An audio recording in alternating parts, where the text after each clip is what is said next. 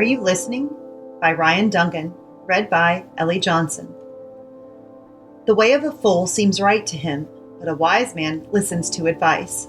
Proverbs 12:15. It's common to hear Christians say, "Speak the truth with love." But what about listening? I once read the story of a young man who was struggling with a number of problems. He was depressed, his faith was waning, and his parents eventually convinced him to sit down with their church's pastor. The day of the appointment, the pastor walked in, and before the young man could even open his mouth, began to speak about how the grace of God was sufficient for all things. By the end of the meeting, I knew a lot about him and what he believed, but he knew absolutely nothing about me, the young man would later recall. Sadly, one of the most overlooked commands in the Bible is that we are to listen to others. Too often, in our zeal to share the word of Christ with others, we end up trampling them in platitudes and redundant scriptures. But listening can be a powerful tool.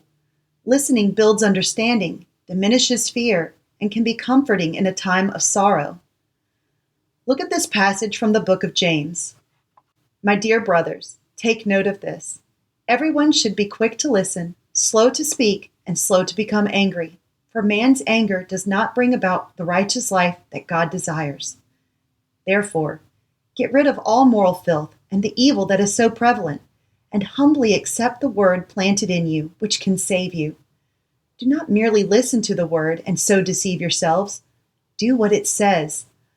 Anyone who listens to the word but does not do what it says is like a man who looks at his face in a mirror and after looking at himself goes away and immediately forgets what he looks like.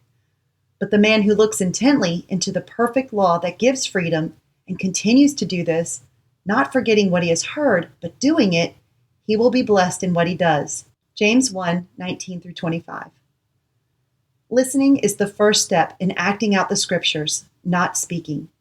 The church has potential to do so much good in the world, to share the love of Christ with so many people.